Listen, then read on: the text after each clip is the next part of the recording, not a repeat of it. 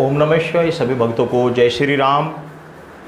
आज मैं कावड़ी के लिए कुछ विशेष नियम आपको बता रहा हूँ। आपसे निवेदन है कि आप इनका ध्यान अवश्य रखें, इनको फॉलो अवश्य करें, क्योंकि यदि आप सत्य सनातन धर्म के मानने वाले भगवान शिव के भक्त यदि आप इन नियमों का पालन नहीं करेंगे तो इससे हमारी संस्कृति पर एक किस्म से धब्बा लगता है।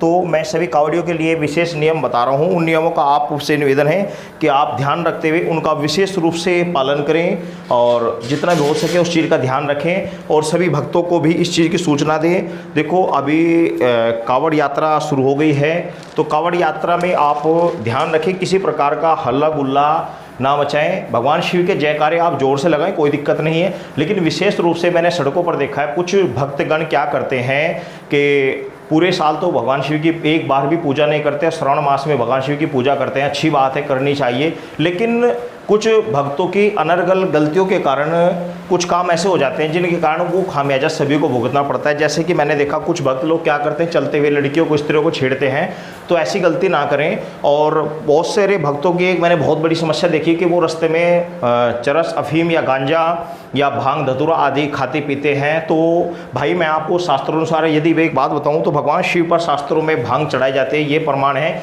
लेकिन कहीं पर भी ऐसा कोई भी उल्लेख नहीं है कि भगवान शंकर भांग पिया करते थे। तो इस चीज़ का विशेष ध्यान रखें। आप जगह जगह जो भांग पीते हैं खड़े होकर कावड़िए, इस चीज़ से बहुत बड़ी दिक्कत आती है। इस चीज़ से हमारे सत्य सनातन धर्म पर ये उंगली उठाने वाला एक विषय है। तो आपसे निवेदन है कि इस प्रकार का विषय ध्यान रखें। यदि आपको कोई ऐसी तरह का कोई नशा या कोई पीना है, इस तरह कोई चीज़, तो हो सके आप ज़्यादा से ज़्यादा कोशिश करके उसको एकांत में और अकेले में पीने की कोशिश करें। ऐसे सार्वजनिक स्थानों पर कहीं भी भांग धतूरा आदि ना पिएं, ताकि बाकी दूसरे धर्मों के समुदाय लोगों को किसी प्रकार का बोलने का मौका ना दें। और साथ ही आपसे ये भी निवेदन है कि आप जैसे कि कावड़ी लेने जाते हैं, कावड़ लेने जा रहे हैं, तो ध्यान रखें, आपके माँ बाप, आपके बच्चे घर पर इंतजार करते हैं, तो सावधानी पूर्वक आप अपने वाहनों को चलाएं, अनसर ना चलाएं। ऐसा ना हो कि कहीं किसी प्रकार की चोट लगे, आपके कारण किसी दूसरे व्यक्ति को भी चोट लगे। और मेन जो बात है वो ये होती है कि जब आप भगवान शिव की कावड़ लेने जा रहे हैं और भगवान शिव के लिए जल लेने जा रहे हैं, तो आप इस चीज़ का विशेष ध्यान रखें कि उस समय आप शिव स्वरूप माने जाते हैं, कावड़ियों को शिव स्वरूप माना जाता है। लेकिन आपके अंदर वो गुण भी तो होने चाहिए। भगवान शिव के जो गुण हैं, जो उनके गुण हैं, वे गुण आपके अंदर उस समय मौजूद होने चाहिए, तभी आप शिव स्वरूप माने जाएंगे। यदि आपके अंदर वो गुण नहीं है तो आप शिव स्वरूप कैसे माने जाएंगे। तो इस चीज़ का विशेष ध्यान रखते हुए आप कावड़ लेने जाएं, क्योंकि यदि आप इस चीज़ का ध्यान नहीं रखेंगे और आप अपने सेवा करवा रहे हैं, रास्ते में जो शिविर लगे हैं वो आपकी भगवान शिव के समान समझकर आपकी सेवा कर रहे हैं, आपके लिए भोजन की व्यवस्था कर रहे हैं, आपको भोले बाबा, भोले बम, भोले भोले भगवान शिव के नाम से उच्चारित कर रहे हैं, तो आपका नियम बनता है, आपका फर्ज बनता है कि आप भगवान शिव के जो नियम हैं, भगवान शिव के जो वैराग्य के गुण हैं, उन चीज़ों का आप ध्यान रखें। आप उस समय अपने घर गृहस्थी का मोह माया त्याग कर केवल भगवान शिव के सच्चे हृदय से उनका मंत्रों का जाप करें और हर वक्त चलते फिरते उनके इस युगल छवि का ध्यान करते रहें और निरंतर उनके मंत्रों का जाप करते रहें। किसी भी तरह का कोई भी झूठ, कपट, चोरी, चारी, व्यभिचारी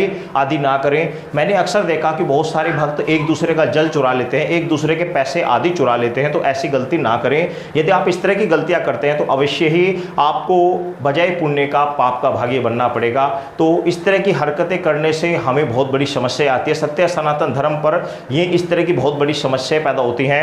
आपका कर्तव्य है, यदि आप शिव स्वरूप बन रहे हैं तो शिव के जितने भी गुण हैं उन गुणों को अपनाएं, सत्य की राह पर चले। उस समय विशेष तौर पर सत्य की राह पर चले। जिस समय आपने जल उठाया हुआ है, जिस समय आप कावड़ी हैं, तो कावड़ी के यदि आपने वेश धारण किया हुआ है, भगवान शिव का यदि स्वरूप आपने उनका आप बम भोले बने हैं, तो आपसे निवेदन है कि आप भगवान शिव के जो गुण हैं उनका विशेष रूप से ध्यान रखते हुए अपना जल चढ़ाएं। किसी प्रकार का रास्ते में किसी प्रकार का भी कोई नशा ना करें और बिल्कुल सात्विक सज्जन भाव से आप दूसरे के ऊपर दया करते हुए, अपने साथ साथ दूसरे के ऊपर विशेष रूप से दया करते हुए, ऐसा नहीं होना चाहिए कि आप हर हबड़ तबड़ में आप सोचें कि मैं आगे जाऊं, उस चक्कर में आप चोट खा लें, दूसरे को भी चोट मारें। तो ऐसी गलती ना करें। आप सत्य सनातन धर्म की रक्षा करना आपके हाथ में है। यदि आप गलतियां करेंगे तो इससे हमारे सत्य सनातन धर्म को बहुत बड़ी दिक्कत हो जाएगी। आपसे निवेदन है कि आप भगवान शिव के इस कांवड़ मेला में आप विशेष रूप से ध्यान रखते हुए, नियमों का पालन करते हुए आप भगवान शिव की कांवड़ लेकर आएँ और उन पर जल चढ़ाएं। सभी भक्तों को ओम नमः शिवाय।